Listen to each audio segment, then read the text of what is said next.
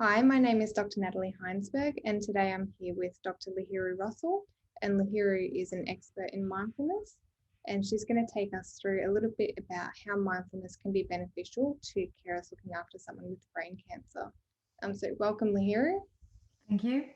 Um, so to begin with, could you tell us a little bit of information about what mindfulness is and how you practice it? Yeah. Essentially, mindfulness, it's important to understand that mindfulness is something that you are rather than you strive to do or to achieve. It's very much like being patient or curious or any other human quality. So mindfulness, it's a human quality that keeps us grounded and helps us to see things as they are without judgment or expectations. Simply put, I should say that mindfulness is a state of being aware and present in every moment. It's a state of mind in which people address situations with curiosity, acceptance, and patience. But it's also important to understand that it's a skill that takes time to develop. The traditional mindfulness practice includes formal sitting meditations, but also some movement based meditations such as yoga or Tai Chi. But you don't really need to take up any of these activities to bring mindfulness into your life. You can also practice simple breathing exercises or mindfully engaging with your daily tasks, such as brushing your teeth, eating, or walking. There's also other practices like focusing on an object, such as a candle, a painting, a nice view sitting in a garden, or just something that brings peace and quiet to your mind. Um, so, in other words, really, mindfulness can be practiced in many ways, and the aim is to stay present to what's happening in the moment. That's very much at the core of the practice. It's very important to know what it takes to be present, and that is through your senses. For example, mindfulness eating. So, what does it mean to mindfully eat? Well, basically, so instead of, for example, just continuing on your work or eating on the go, as it's often the case, we could take maybe 5 minutes, 5 or 10 minutes to sit down at a table or in a bench somewhere quiet, and then to engage our senses with this task. So, noticing the food on your plate, noticing the colors, the shapes, the size of each element of your plate or your sandwich if you're having a sandwich. Maybe also engaging the smell, and then if you're holding a sandwich, how does it feel in your hand? That's this is another sense, and so you continuing that the exploration before you even start tasting it. And notice that before even start tasting it, just the smell and the sight of your plate, what does it do to your mouth? You might realize that you're salivating, you're looking forward to have your first bite, the anticipation, what are those thoughts? Just it takes a few seconds, but just notice all these, how everything is now geared towards you having that first bite. But then once you get that first bite, just enjoy the flavors. Take a moment to notice every little texture that you can taste in your mouth. And therefore, by the time you finished your plate, eating had become a real discovery and adventure, a moment where you've explored something very simple that you do every day, and you've taken a break, and that's it. So that's, for example, a simple yet very powerful mindfulness practice. So you've mentioned taking time in the day to pause and reflect on things, but why else should we practice mindfulness? Practicing mindfulness usually involves focusing on the present moment without judgment of what is happening, either inside your mind or in the outside environment. And as you cultivate this skill, mindfulness brings a more peaceful way of being. So, that in itself is a consequence of the practice, but people often see this as a benefit to feel more peaceful, which is understandable. On the other hand, also research has demonstrated that mindfulness meditation can reduce fears, anxiety, stress, also depression. It can also improve attention, concentration, and memory. And some neuroscientific research has also shown that part of our brain that is associated with learning, thinking, tend to grow during those mindfulness practices, as well as emotional regulation, empathy, compassion, and taking perspective. Now, this last point is quite important because taking perspective is less and less done. We tend to jump into conclusions. We are very much driven by our emotions. And to take perspective, we need to take time to pause. It could be a few seconds, but very frequently throughout the day. But all these changes really happens over time with a committed and dedicated practice. So I really need to outline that as well. And we'll go into a little bit more about the practice later on. Mm-hmm.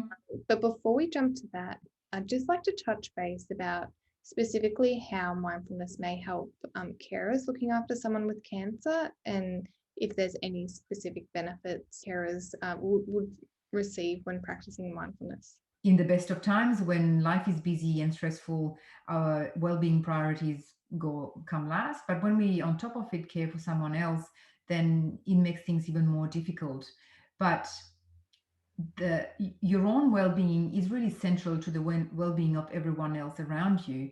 When you care for someone from a place of calm and feeling relaxed, that will help you respond to any situation in a more skillful and practical way instead of reacting um, through your emotions. Mindfulness can be integrated in every aspect of life. So, becoming aware of what drives your actions and learning to manage your emotions will allow you to provide the best possible care to your loved ones. Mindfulness is not something that you do, it's something that you already are. So, the important is to acknowledge that you need to give that quality time to flourish. So pausing a little bit, being with that person you're caring for, um, from a place of being mindful, will be beneficial for both of you. So, how long should carers be practicing mindfulness for to get any benefit from it? Yeah, this ancient proverb that says that you should sit in meditation for 20 minutes every day. Unless you're too busy, then you should sit in for an hour. So this really speaks to all the busy people in the world. In this fast-paced world, people find it hard to keep up with it all, and we feel like we don't have enough time to do anything. So, like I said, we tend to prioritize ourselves last. But when you practice things like mindfulness, you create a lasting sense of peace. So we start to feel less overwhelmed and more in tune with what is happening. So, the first step in establishing a mindfulness practice is to create a habit of it. Like we create a habit of daily brushing our teeth or drinking a glass of water in the morning or a cup of tea or coffee. So, creating this habit, that's where the time commitments is important. Whether you bookend your days with a 10 minutes in the morning or a 10 minutes in the evening, or whether you do multiple little pauses during the day by taking a deep breath and noticing your senses and where you're at, or noticing your thoughts, all those little practices together create a habit of noticing, of self awareness. It's hard to give a definite number, but what we know is 5 to 10 minutes twice a day for a long period of time is very beneficial. And some people have actually noticed benefit straight after a 10 minutes meditation. They feel more relaxed and calmer. So that happens very, very often. It's very common. So, when you're talking about taking those pauses throughout the day, whether it's taking a breath or noticing how you're feeling, or you could practice, like the example you gave earlier, with noticing your food as you're eating it, and then that would all accumulate into your daily practice. Yeah, exactly. It's essentially teaching yourself to think a bit differently. Is there any, I guess, indication of when's the best time of day to practice? So, example, is it practicing early in the morning or practicing at night, or is it really depending on what fits into people's daily routines? Well, it is usually recommended to practice mindfulness meditation in the morning when the brain is still waking up and hasn't been stimulated by the external world. If you practice this first thing in the morning, then you have less thoughts to churn because you've just woken up and the brain is stretching out, I suppose. So, starting with small practice like that in the morning can help us feel a lot more centered and calmer throughout the day. But if people prefer to tune into their senses and notice their thoughts anytime during the day, that's what we call in the jargon an informal mindfulness practice. That's also something that can help you to relate to your own thoughts and your own emotions. And I would assume as well, if practicing in the morning isn't possible, then practicing at any time of day is better than not practicing at all. Absolutely, exactly. So a little bit of practice is better than nothing. And a little bit every day or many times a day is absolutely better than once a week for an hour.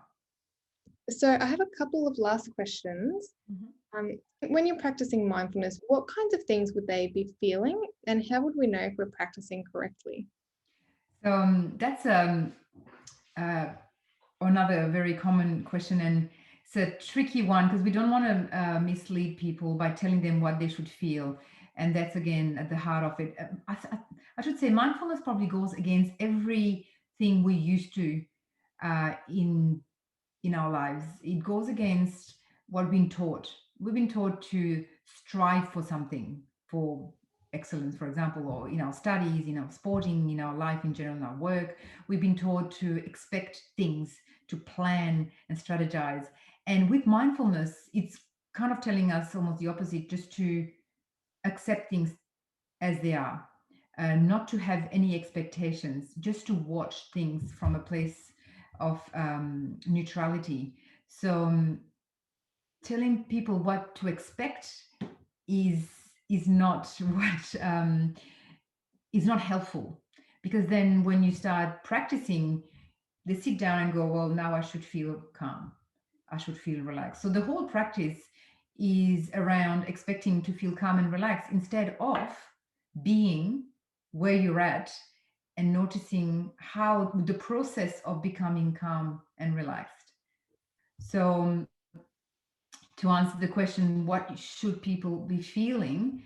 Yes, the consequence of a meditation is feeling more calm and relaxed, but it's not a guarantee. And that's very important to understand. If some people are very, very stressed and they have developed a habit to avoid stressful thoughts, when you sit in meditation, those thoughts can come up and can make you feel more stressful.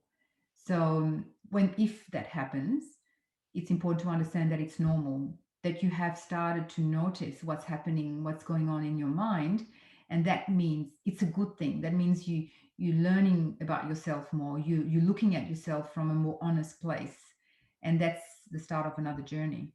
To answer your question, how do you know if you're doing it right? You can't do it wrong, if that is another way of saying it, because you're sitting with yourself, and there's no one else than yourself who can feel whether this is right or wrong. If you are uncomfortable in that practice, then it's better to try something else that makes you feel comfortable. So, if sitting in a meditation is not the right thing for you at the start, then informal practice, like take a walk and noticing um, the sky, the greeneries, your surrounding, might be a better way to start and engage your mindfulness practice.